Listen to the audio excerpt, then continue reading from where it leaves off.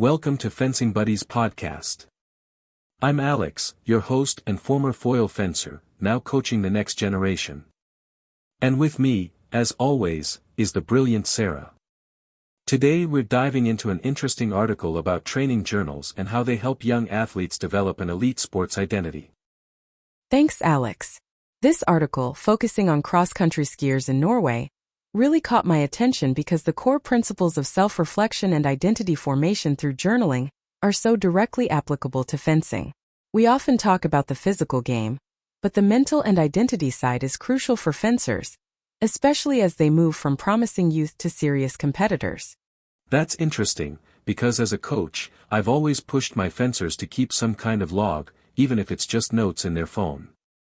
But honestly, most of them see it as a chore. They'll write down, did footwork, did drills, but not much more.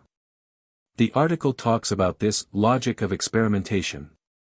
How does that connect to what we see in fencing, and how can we get past that chore mindset? That's a great point, Alex. The article highlights that simply recording what you did isn't enough. The logic of experimentation comes from analyzing how your body and mind responded to different training regimens.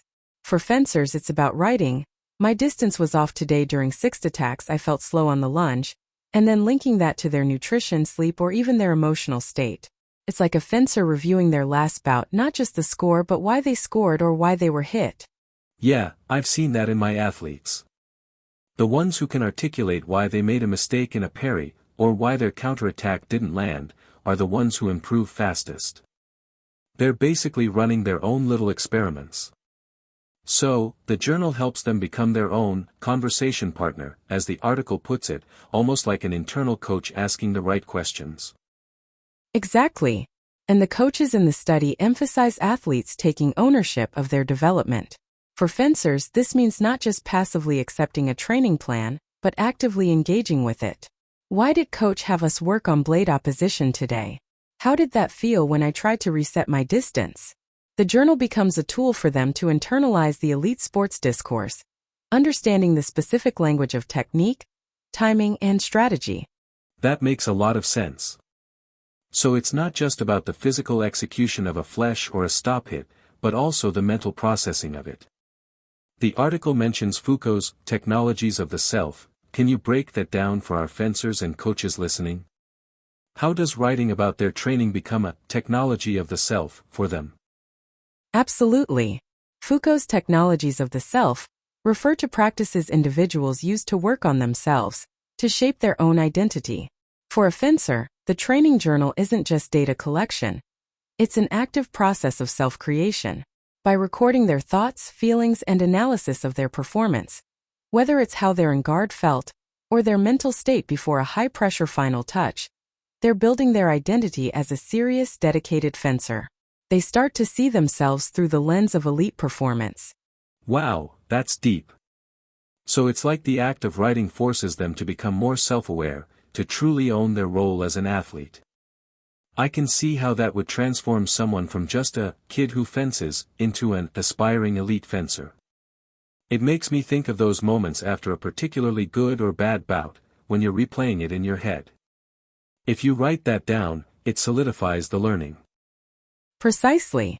The article talks about this transformation from promising talent to fully dedicated athlete. The journal helps bridge that gap by making the abstract demands of elite sport concrete. And it's not just about the technical aspects like distance or timing. It's also about managing emotions, dealing with setbacks, and reinforcing their commitment. It's like a mirror reflecting their progress and commitment back to them. It also touches on something fascinating, the idea of pleasure in all this hard work, or what the article calls asceticism into pleasure. For fencers, especially in foil or saber, training can be brutal, endless footwork, drills, conditioning.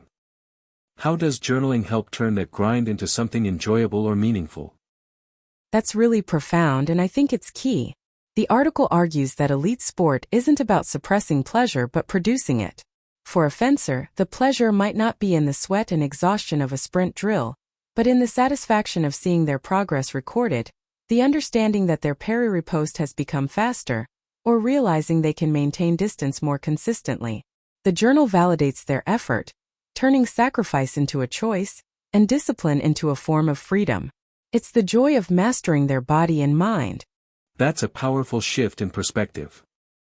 If fencers can view their journaling as part of that self-mastery, rather than a homework assignment, it completely changes the game.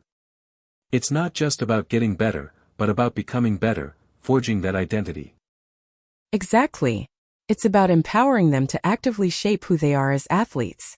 The journal becomes a continuous dialogue with themselves and their sport, propelling them through challenges and celebrating their small victories. It helps them internalize the why behind the what. So, for fencers listening, my key takeaway would be, don't just log your physical reps, take a few minutes after practice, or even after a tough competition, to reflect. Write down how you felt, what worked, what didn't, and why. Think of it as developing your internal, fencing analyst, and building your elite fencer identity, one entry at a time. And remember, this self-reflection fosters resilience and deeper understanding. It's not just about physical growth, but about mental fortitude and self-awareness that truly define an elite athlete. Thanks everyone for listening to Fencing Buddies podcast.